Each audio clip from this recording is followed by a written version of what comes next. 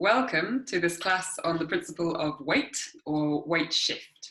Kind of got a weight or weight shift because when I was learning the Bartenieff Fundamental Principles about a decade ago, this principle was introduced actually more specifically as weight shift from the pelvic core. So weight shift from the pelvis, like that was the precision of the principle, and over the years of working with it, and also my colleagues working with this principle, the larger category of weight has been somewhat differentiated by practitioners like Karen Studd and Laura Cox. And so weight shift from the pelvic core is what we will experience. But we're not going to start there. We're going to tease a little bit apart about this notion of weight. Obviously, the word weight means an awful lot of different things, especially in terms of like physics, but also in kind of everyday usage. In this class, we'll be looking at weight sensing as an important part of what we're doing, like how we sense our own weight. We will look at how we activate our weight and how we make it passive, and I'll talk more about this in a minute. And also this question of weight shift, which includes obviously the idea of touching something and then a bit of friction in order to make that shift possible.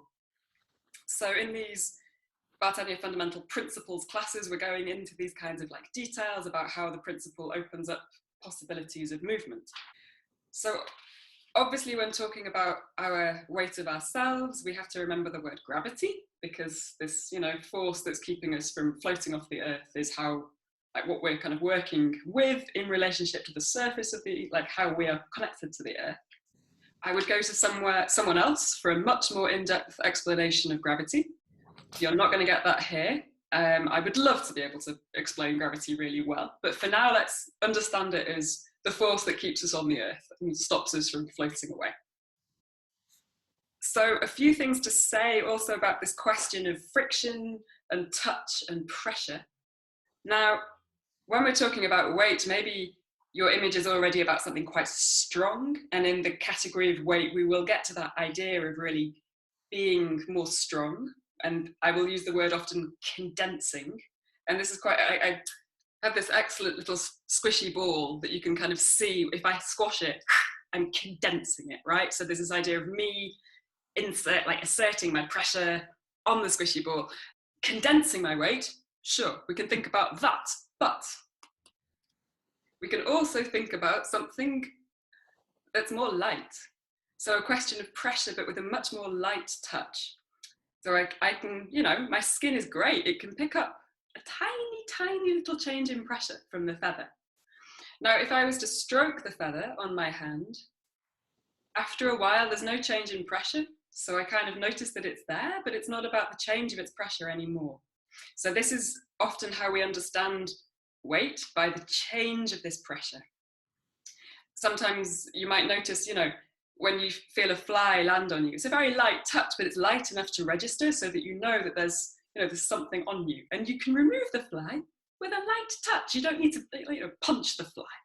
So again, the way that we use our body and our experience of our weight is sometimes relative to the force that's interacting with it. Another way of understanding, so that's about kind of touch and pressure.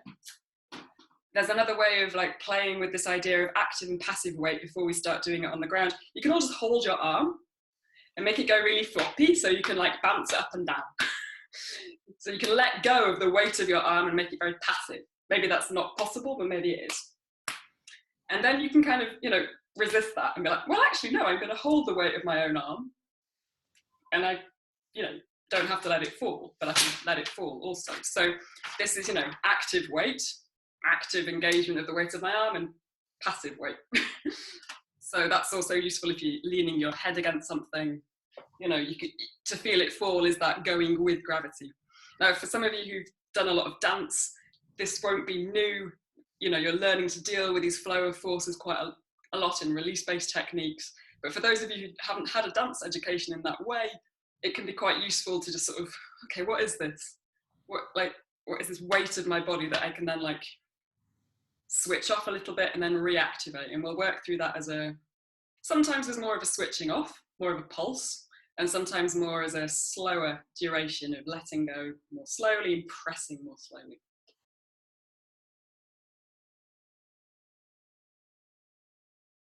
if you haven't done somatic movement education classes before, this is not about like doing it right, doing it properly, doing 100 repetitions of something. This is about sensing, making yourself comfortable.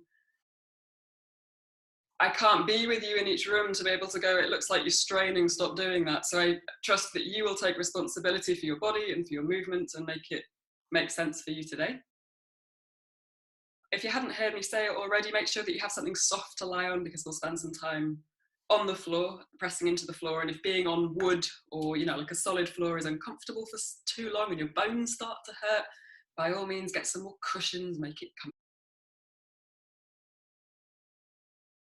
So for the next bit, you won't need to see me, but it will be useful to hear me. So feel free to lie down somewhere comfortable. That was a lot of information about a concept, and just let that go. And your task for this first little moment actually is to just wriggle around, stretch a little bit, mobilize your body, do what feels good.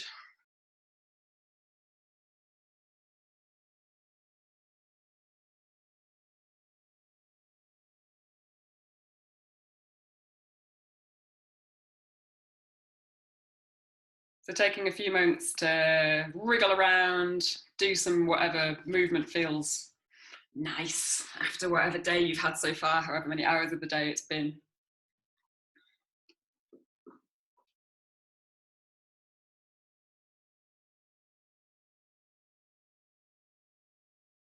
And come into a sensation of your body in this room. And your eyes might be closed already, you might be dropping into the sensation of your body, but you're welcome if you like to keep them open, have a little look around, just register your perspective from where you are right now on the floor.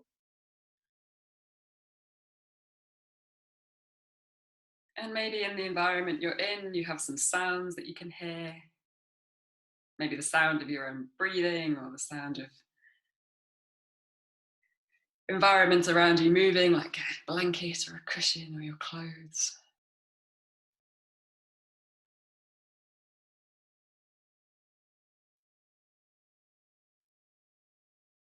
And you might notice some smells also in the room, or your own body smells or perfumes or whatever. Just tapping into a bit of the sensory environment. And feel free to mobilize still, do whatever you would like to do. But you can lie still also, that's perfectly fine.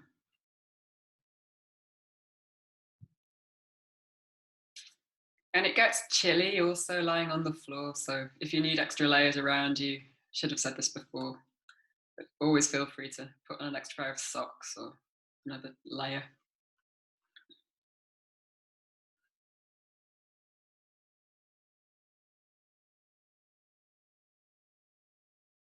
Taking some longer breaths, noticing the flow of breath in your body.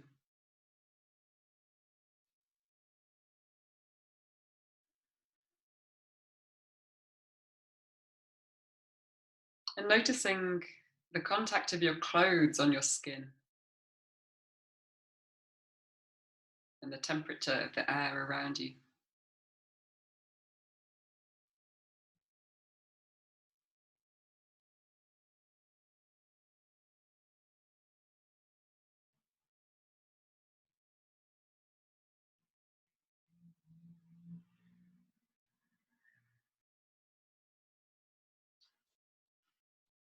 And if you're not already settled into a comfortable position, go ahead and find one. It could be on your side, on your front, on your back. And you can use some props underneath your arms or your head.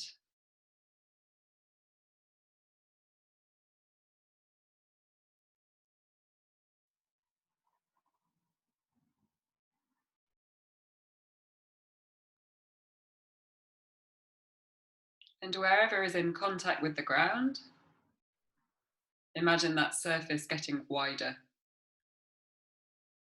dilating like a aperture of a camera or a drop of oil spreading out in the pan.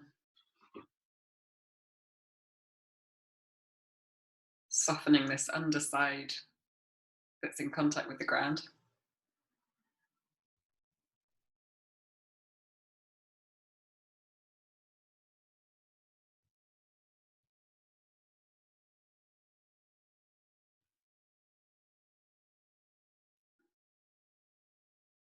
And at a certain point, it's not easy to sense the weight of your body when it's not moving. So we will change surface in a moment. But before we do that, imagine all of your cells pouring in the direction of gravity. That is towards the earth.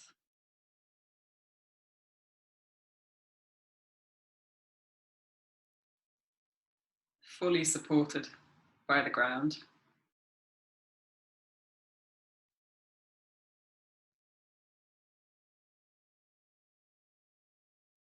Sense of letting go, or a kind of heaviness of the body, of your body, but still with life. Still this gentle ongoingness of breath.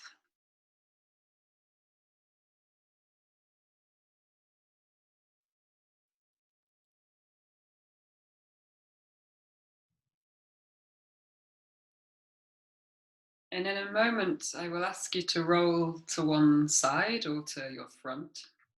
But as you do this, do it with a sense of pressing into the ground to make the roll happen.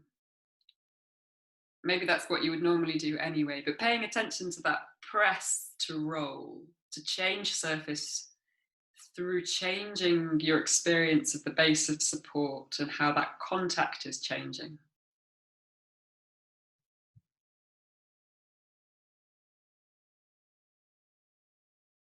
You can take as much or as little time as you like for this.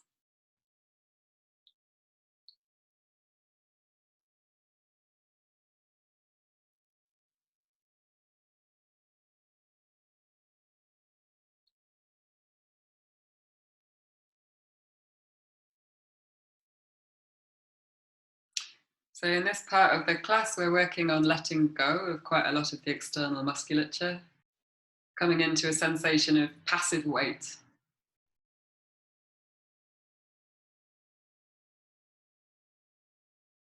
Which might feel a bit like the state you're in before you go to sleep.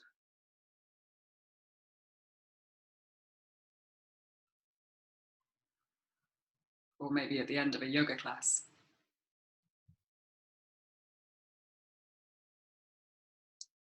And then go ahead and change to another surface, maybe to your front or to the other side. And again, take it slow. Maybe use an exhale to get there. Pouring your weight across the surface of your skin.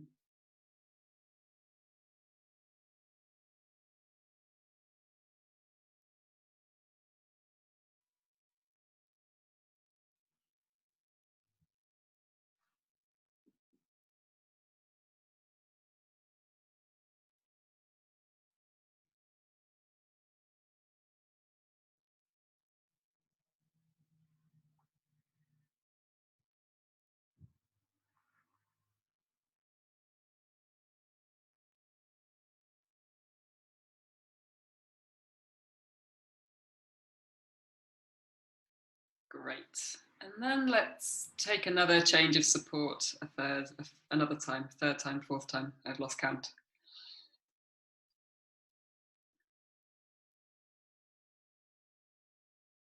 Sense of changing that contact with the ground, your sense of touch. Easing into the floor, but then also releasing a surface to the air.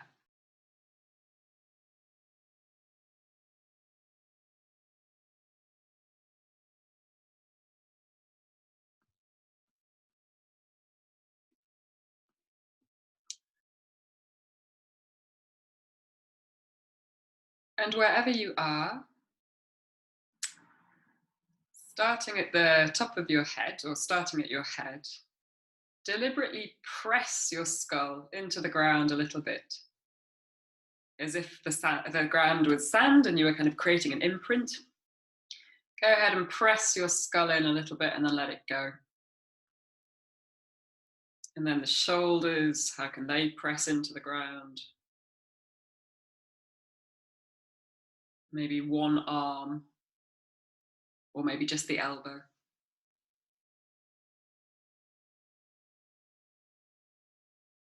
Whatever part of the hand might be contact with the ground, how can that hand press a little? And again, remembering the feather, it doesn't have to be a huge change of force, it could be just a small, small shift of weight. And then maybe the other arm.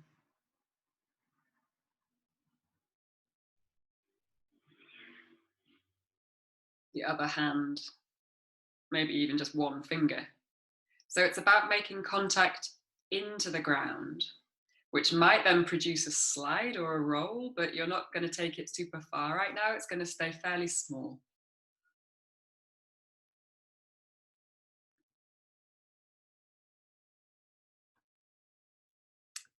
And then pressing the rib cage, belly.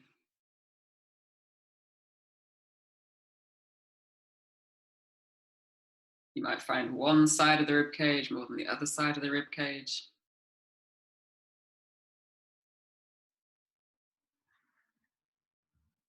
Pressing the pelvis into the ground a little bit.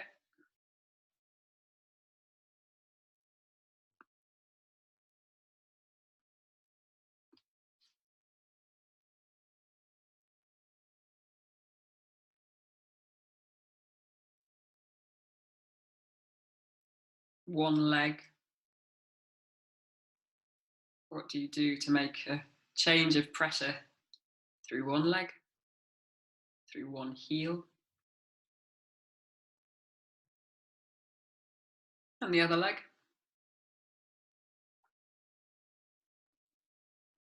So more of a slow increasing of the pressure and then a let go,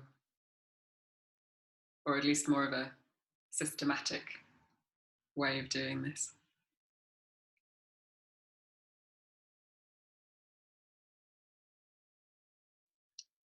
And feel free to change to another base of support whenever you like.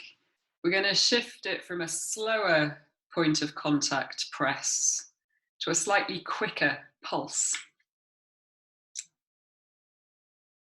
So wherever you are, go ahead and make a little rock happen throughout the whole of your body. You might press from your feet, from your pelvis, from your arms.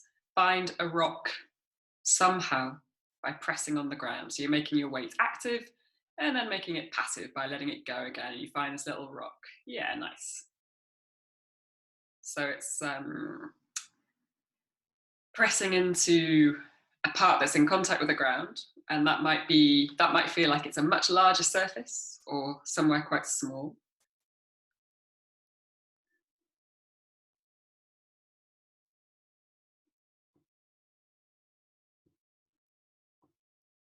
So we're going to take this kind of rocking action for a while, and I'd like you to explore different points of initiation and different surfaces, which kind of amounts to the same thing, but also that you can lie or sit in different orientations. So you might be on your front, your side, your back to do this, or you might even end up sitting.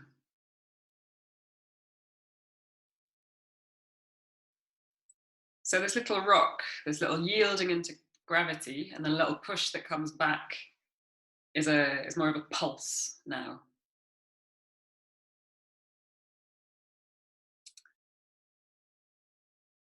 And explore how you do this and where you can do this from, which parts of your body can get involved. Can you push from places that you haven't tried before? Can you push from your fingertips?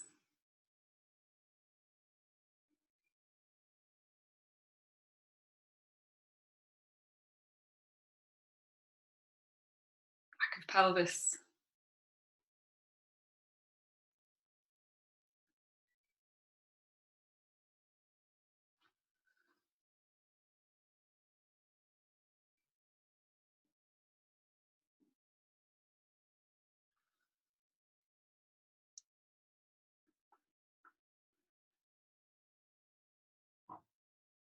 And when you change from one surface to another, see if you can make that change by a little push to roll with a little bit more momentum from the push. You can increase the pressure even more if you like.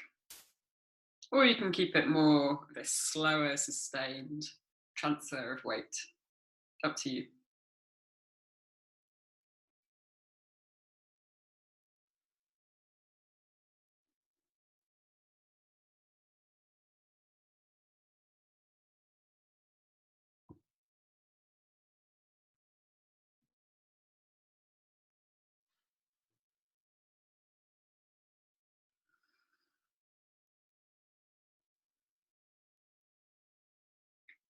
Remembering occasionally to sigh through the mouth. Using breath to release your flow a little bit, which might help this sense of letting go through the weight, sense of being passive. And then refinding this rebounding push that can come from the making passive to making active.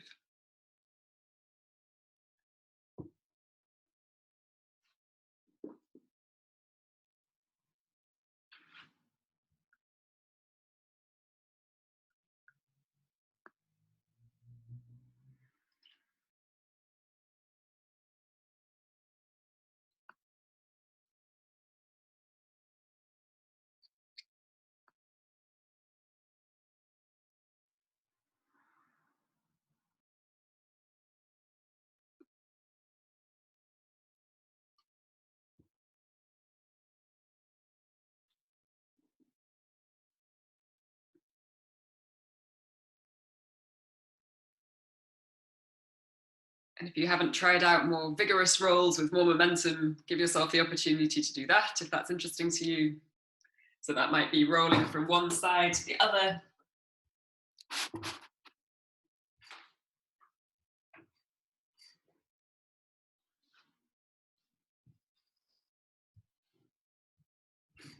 Something with a little bit more vigor, rolling back and forth.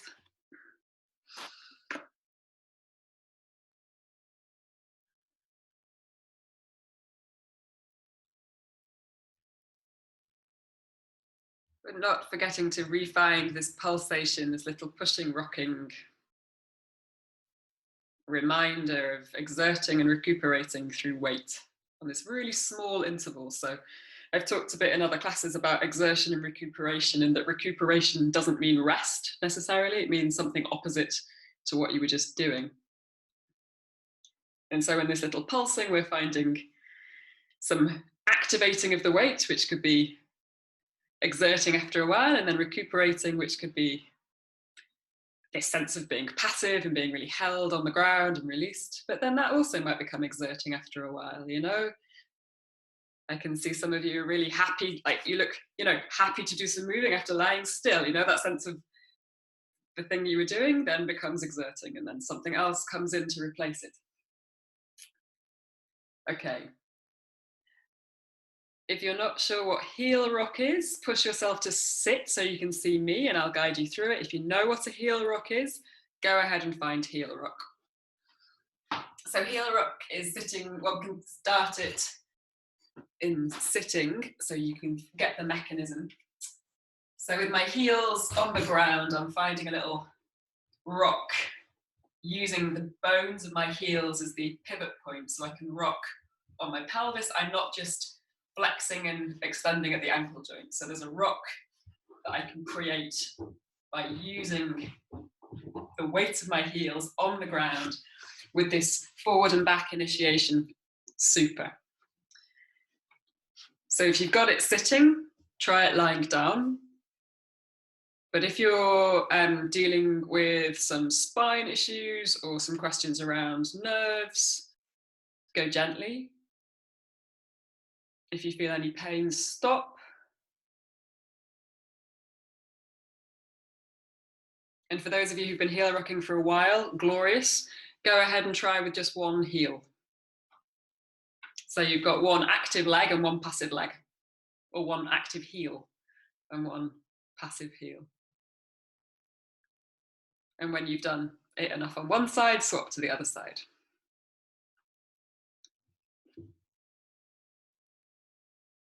So with heel rock, we don't need to like hold anything too much. You can allow the movement of the pelvis, allow the movement through the chest, allow your head to nod rather than slide on the ground.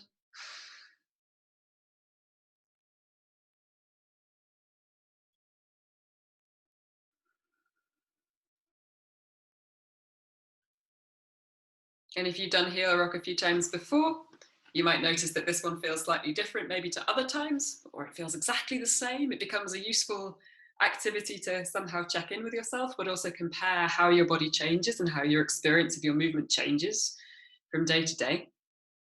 And if you've had enough heel rocking, just pause, recuperate however you would like to recuperate. Another version of heel rock that can be useful to explore is also the one with your knees bent and your feet flat on the floor. So now the base of support is slightly different, less of your leg is in contact, and now the soles of the feet are in contact. And you can push from the soles of the feet to make this rock through the spine also.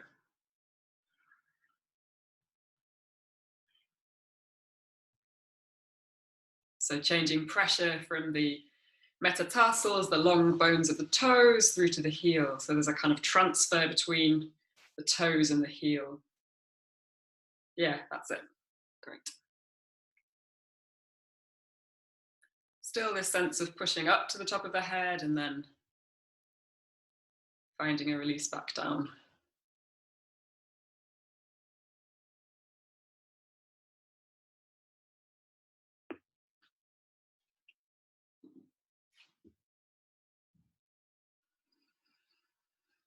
Great, you can follow me as I guide this one. So find a comfortable place to lie on your side. And we'll make the differentiation of yielding to push. So I can push through my hand, or I can push through my pelvis, or push through my feet even to like get my pelvis off the ground. But even getting my pelvis off the ground, I'm adding a bit of a reach in order to get there. So how is it to find a push actually through the underside to then extend the arm and then let it go heavy? So you can find this push of the base of support to lift your arm, and then you can let it go heavy. And you can also explore with pushing to find a reach through the rib cage, a reach through the feet, reach through the knees, pelvis, shoulder, arm. So I can play with these different possibilities of how I might condense my weight into the ground to find some elevation, to find some change of the reach that emerges from the push. So I'm going to push myself to roll to the other side, play with that on the other side. Maybe find a bit of how my leg can also be part of this, pushing into the ground to find a release of the leg.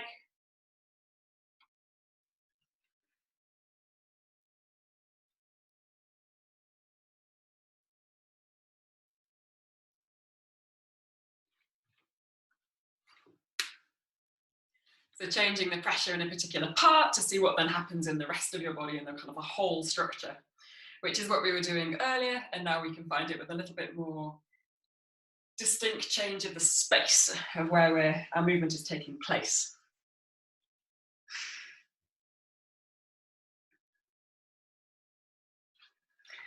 And let's try that same sort of differentiation lying on your front.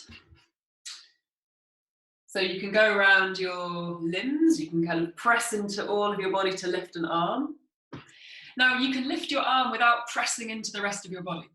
That's perfectly possible, and I'm trying to differentiate for myself what happens if I press somewhere else to make that lift happen, just to see what happens. I press.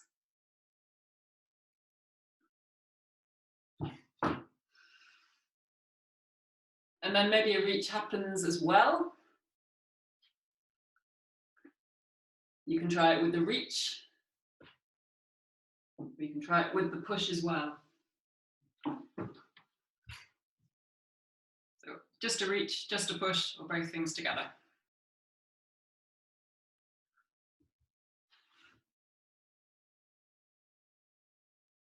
Maybe it feels slightly different.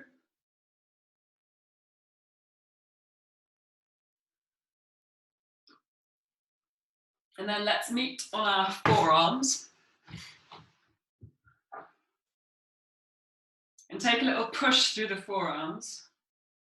So I've got that same pulsing experience that I was doing earlier, but now through my forearms, so my upper body is rocking a little bit. If this is a lot on your lumbar spine, take it a lot lower.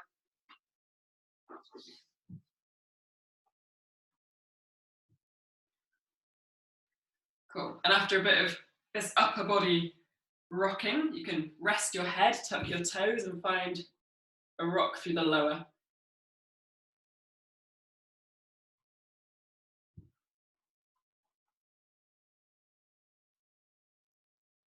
Pressing into the earth to find a rock from the balls of the feet through the spine.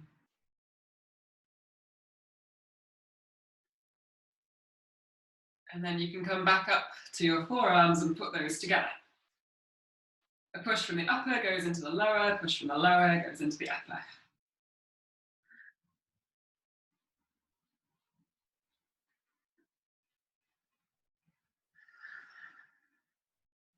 And then when you've had enough of that, take a little pause.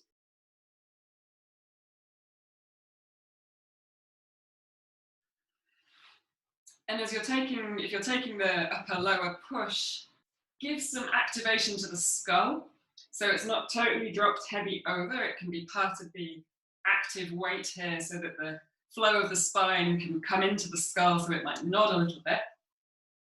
See what that does.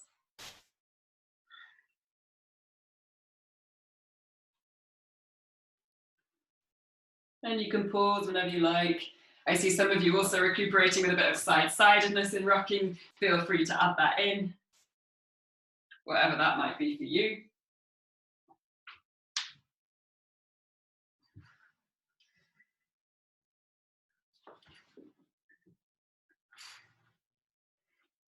So there's something about finding the strength of the spine in this prone position before we experience gravity going through the spine in vertical.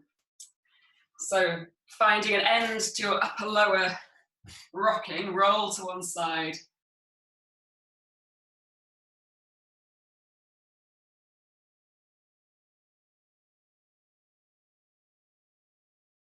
I'm going to teach you some of the more familiar, if you've done Bartenieff Fundamentals before, or new, if you're new to Bartenieff's work.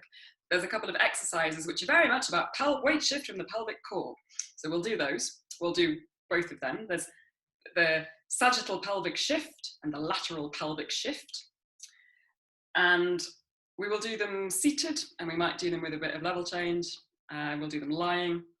And they are very much about initiating a weight shift from the pelvis, which is a huge zone. So when we say the pelvis, we could think about all the bones, we could think about the organs, we could think about the muscles. I'm going to describe it mostly from the sense of the pelvic floor and the pubic bone, the pubic symphysis. And you can all, because I can't see you doing this, you can all get your fingers in and have a little find of your pubic bone, which will be useful for later because you're going to use that as the bone to give some direction to in space. So you can find your own pubic bone, which we've been doing in class anyway, but it's even easier on camera. You can just be like, right, bye. Just going to touch myself, see where my bones are. So you've got your pubic symphysis, obviously in relationship to the sitting bones and the tailbone. And sometimes it might be more useful to sense the sacrum. So just go ahead with the back of your hand on your back of your pelvis. And you can also, find the bone, the two iliac crests around the side of the pelvis, those kind of big wing-like bones. Just get your thumbs in and have a little dig around and go, oh yeah, okay, pelvis.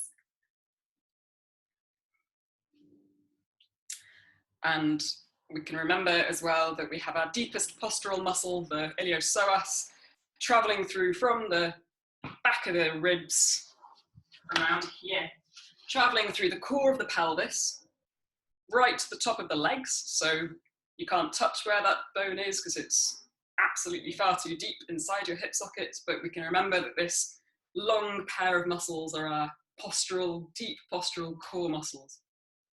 So sagittal pelvic shift is also activating through the psoas relative to the pelvic floor and to the hamstrings as well. But you'll feel other muscles getting involved, and that's fine. Okay, this is where I don't want the blanket anymore because I need a bit more pressure with the ground. And it's a bit slippy with a blanket. So you can do it sitting for now and just find taking your pelvis side to side, supporting yourself on your hands. So you can kind of watch a little bit or do a little bit. Now I can do that pushing from my hands and my feet, fine, that's really easy. What if I try and really do it through my pelvis, finding a little swing here. And I'm trying not to go so far that it starts to tip, or it starts to twist and kind of hoik.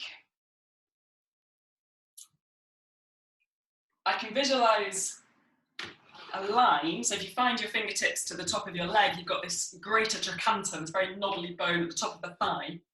If I think of a line in between my two hands where these bones are, pretty much traveling also at the level of my pelvic floor.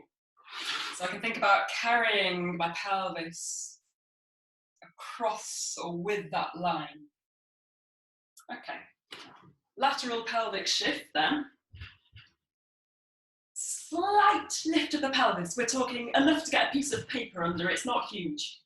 Slight lift of the pelvis, carry it sideways, just a little bit, and then put your pelvis down.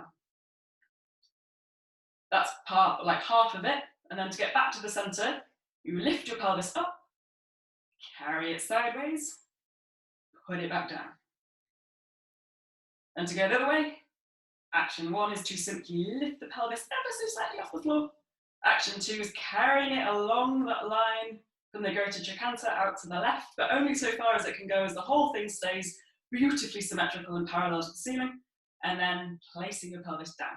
So you're now slightly more to the left with the pelvis, feet and upper body exactly where they were, and then lifting your pelvis, carrying it up to the center, putting it back down again.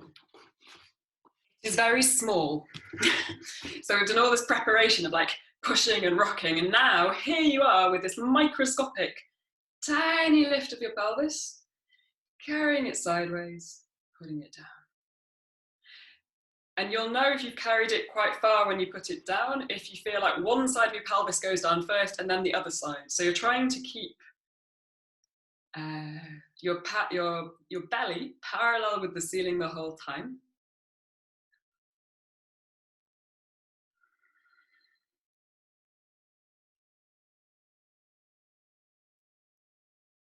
And trying not to let one hip dip or hoik or go further into space that it may want to go, but we're trying to keep it really small to find a little bit more symmetry through both sides of the pelvic floor, both psoas. And I might encourage you to make your initiation to lift the pelvis on an exhale. So maybe find the end of the exhale, lifting the pelvis, traveling a little bit sideways, maybe as you inhale, exhale to let the pelvis sink into the ground, and take a moment to register again the whole of your body in contact with the ground. And begin again from there. Exhaling, lifting your pelvis up, tiny amount. Inhaling to carry it back to the center, exhaling to lower.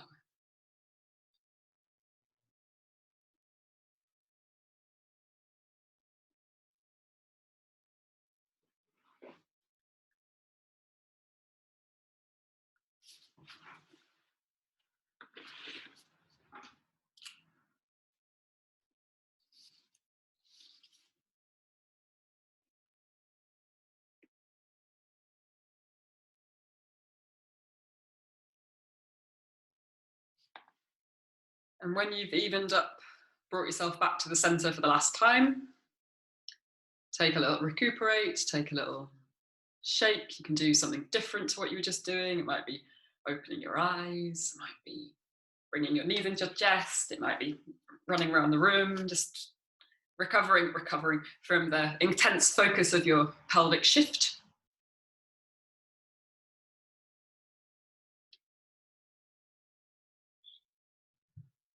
So it might feel very small, and that is exactly what it's meant to be. But this action of the lateral pelvic shift we find in other larger movement all the time. So that was lateral pelvic shift. I'm going to show you sagittal pelvic shift, and then we'll do some more things with it. So sagittal pelvic shift, if that was lateral, side along our greater trochanters, sagittal pelvic shift is more now about activating the front and back, kind of front zone of our kinesphere. But the sagittal pelvic shift isn't only about a kind of forward and back motion, it also has a little bit of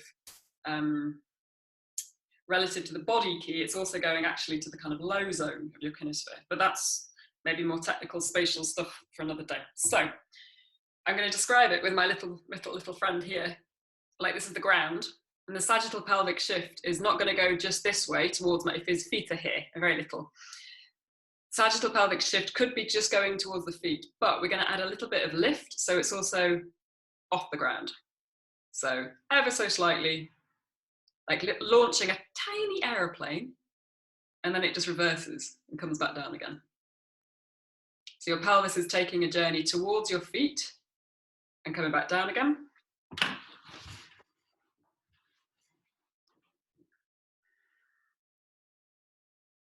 Right?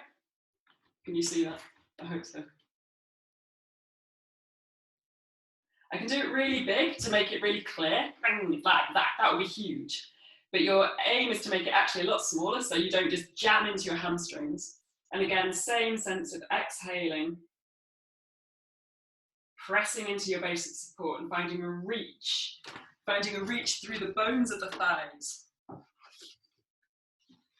So all of this work you've been doing to prepare this sense of yielding into the ground, access all of that now so that you're releasing into gravity to find a push that then makes your pelvis really light.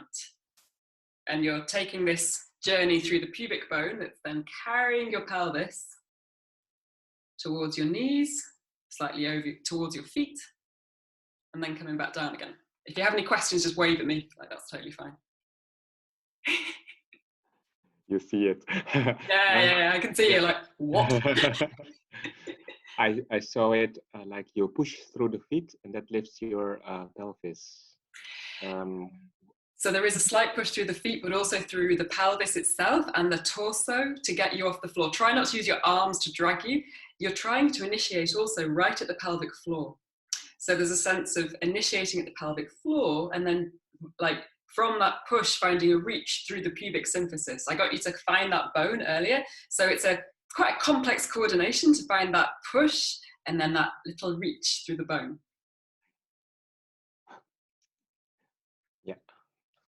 But yeah, so yes, you are pushing a bit through the feet, but it's more than just the feet. And is it activating the pubic muscles or the glutes? I would find more pelvic floor, lower abdominals. Some glutes are going to be active, sure. Some of the inner thighs, that whole line is going to get activated, the whole kind of inner seam from the inner ankles up through the inner thighs into the glutes. If you feel like things are really gripping, do 50% of what you're doing.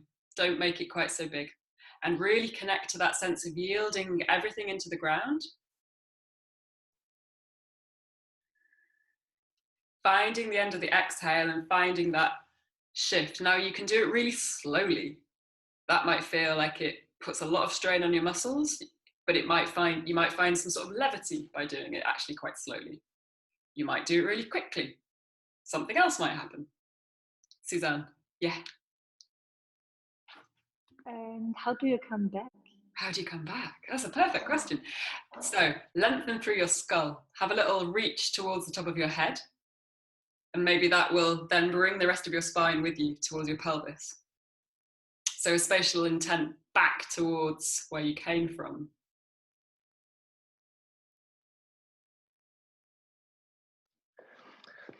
Would you say if you use Hang on a sec, one minute, Andy. Does that make sense, Suzanne? Did you? Yeah, I can see some thumbs. Super, great, lovely. Andy. Thank you. Would you say if you use the pelvic floor also, yes, that you would consider your trunk more like a harmonica, that would stretch a bit instead of a box? Yes, definitely, because your thoracic spine is getting a new little stretch by taking the pressure off where it was. So yeah, great image. If the image of if that works for you, super, lovely. If you've been doing like sagittal pelvic shift the whole time we've been chatting, take a pause, take a little recuperate. Is that a question coming towards me? I hope it is. Maybe not.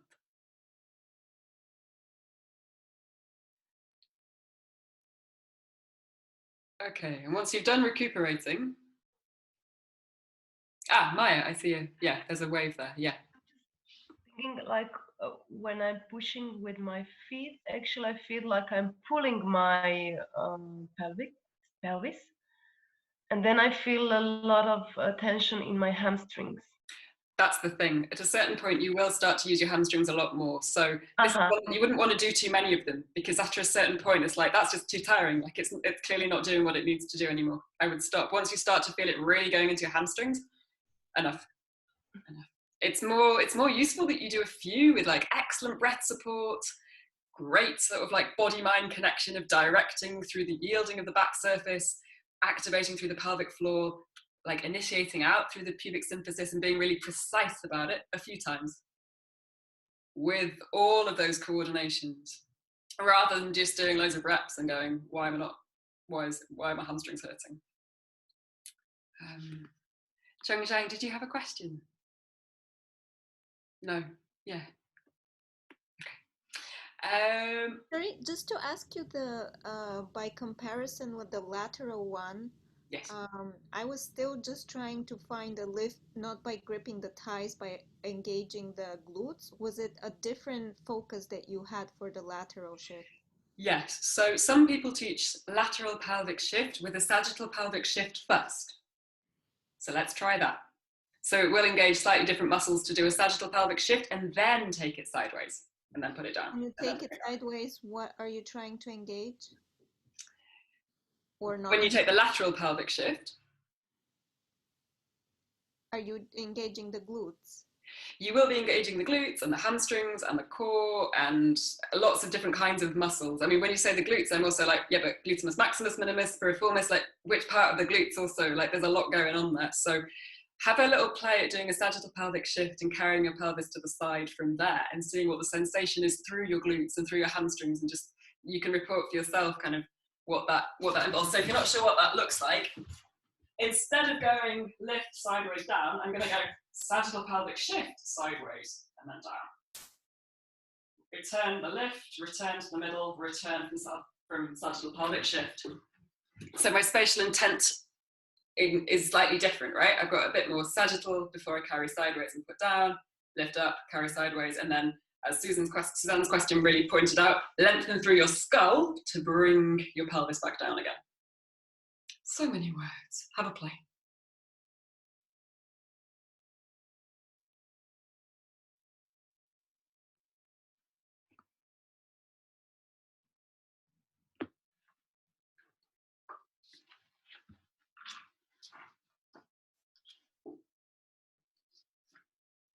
And then when you've had enough of that, play with shifting onto your shins, onto your pelvis, coming up, coming down, taking your pelvis somewhere in space. How is it to take some weight shifts, activating through your weight, from organizing a shift from your pelvis itself? So you can find this kind of action.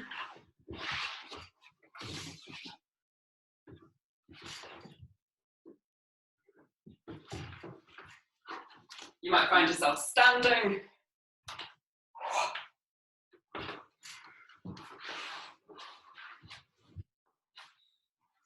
So taking a little explore of weight shift, but also activating what you were just doing in the pelvis with a little bit more force.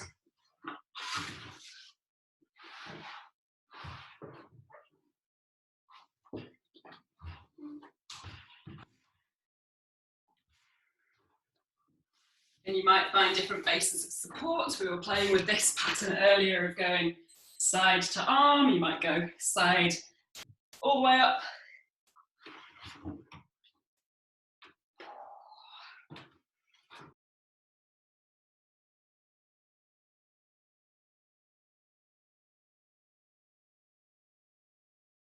Mobilizing, pouring the weight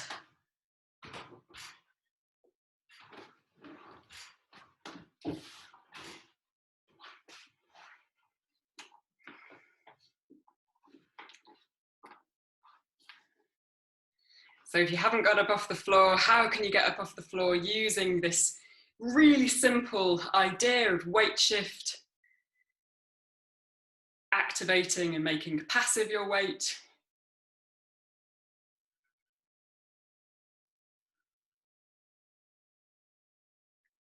How your pelvis is changing where it is in space, shifting laterally, sagittally, forwards and back, side, side.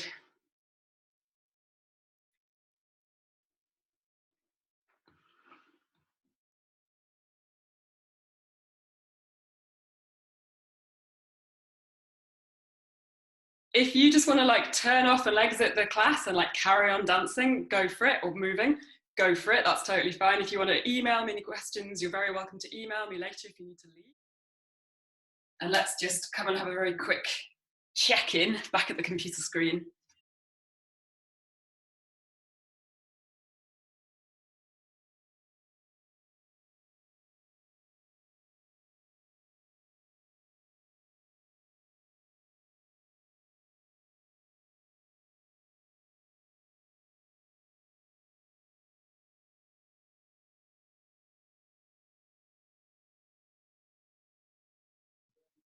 Yeah, interesting. Yeah, I mean, there's a phenomenon of like letting go of a lot of the external musculature and then going, oh wow, oh my god, that is what I'm holding up all the time. Oh wow. So that kind of reminding yourself of it can be quite useful.